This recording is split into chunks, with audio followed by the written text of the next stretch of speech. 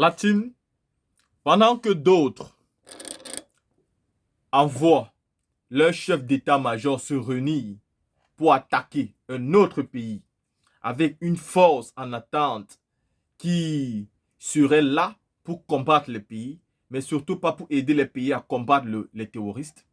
D'autres envoient leur chef d'état-major pour créer une armée unique et indivisible pour le Sahel. Ouais, la team. Vous savez qu'à l'heure actuelle au Niger, les 3 pays du Sahel sont réunis pour avoir des discussions plus approfondies sur les relations entre elles. Et parmi ces échanges, il nous ressort déjà des trucs très positifs, comme la création d'une armée qui pourra prendre en charge tout le Sahel. Vous savez, le moment même les 3 pays du Sahel, avec un peu, ça va changer. Cette zone sera tout simplement une zone sahélienne. Parce que aujourd'hui, voici quelque chose que nous avons souhaité.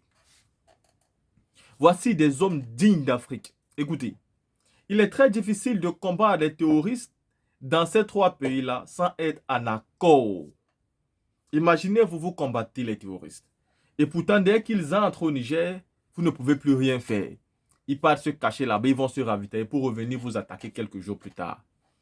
Mais cette alliance-là fera ce que les terroristes ne sauront plus où mettre les pieds.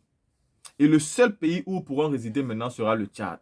Voilà pourquoi il est aussi impératif de pousser le Tchad à regagner l'alliance du Sahel. Nous savons que ceci est possible. Nous le savons. Même si nous avons du mal à faire confiance aujourd'hui à celui qui a succédé son père.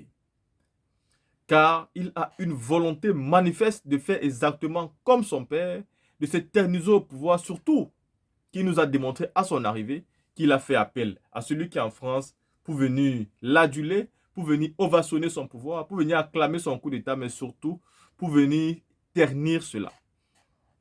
Les pays de l'Alliance du Sahel aujourd'hui viennent de poser un acte fort, la team. Nous aurons droit à quelque chose de merveilleux. Pour ça, je vous laisse écouter cette vidéo-ci. Je vous donne mon mot de fin. Écoutons ensemble. Les gars, il y a une très bonne nouvelle. Très bonne nouvelle. Les choses s'accélèrent dans l'AES. Après la sortie de la CEDEAO, là, il y a encore une très bonne nouvelle. Très bonne nouvelle. Maintenant, ça sera une seule armée. Oui, une seule armée. Parce que les terroristes, quand ils s'attaquent là, qu'est-ce qu'ils font? Ils vont se cacher au Niger, au Mali, au Burkina. Maintenant, l'armée, ils travaillent actuellement ensemble, mais ils vont faire une seule entité. Oui, le peuple de l'AES, l'Alliance des États du Sahel, le peuple, n'est-ce pas, comment dirais-je, du Niger, le peuple du Burkina, le peuple, n'est-ce pas, du Mali, réclame Urbi et Orbi une armée unie, une armée conjointe. Aujourd'hui, c'est chose faite. Avant la 3e étape qui est n'est-ce pas, la sortie du franc CFA et la création de la monnaie, les chefs d'état-major se sont rencontrés au Niger. Et ils se sont rencontrés, ils ont pris les décisions importantes. On écoute ensemble. Nous sommes au terme de cette première réunion des chefs d'état-major des pays de l'AES qui nous a permis de réfléchir ensemble sur les voies et moyens à mettre en œuvre pour améliorer le bien-être de nos chères populations en leur garantissant un espace débarrassé des menaces multiformes auxquelles elles font face. Ainsi, après les échanges entre nos structures avant la tenue de cette réunion et le travail interactif des experts, nous sommes parvenus à élaborer un concept opérationnel permettant d'atteindre les objectifs en matière de défense et de sécurité assignés par les plus hautes autorités de nos États. Je me réjouis du fait qu'après les échanges riches et fructueux, les différents points inscrits à l'ordre du jour aient été discutés. Les délibérations de haute facture traduisent la qualité des échanges et surtout l'intérêt que nous portons tous aux questions de défense et de sécurité sur toute l'étendue du territoire de l'AES. En outre, nous avons saisi cette opportunité pour faire un point sur la situation sécuritaire prévalente dans l'AES que nous savons tous dégradée, mais qui est en phase maîtrisée avec le nouveau dynamisme observé dans la conduite des opérations au niveau des 3 pays de l'Alliance. Nous sommes convaincus qu'avec les efforts conjugués de nos trois pays, nous parviendrons à créer les conditions d'une sécurité partagée.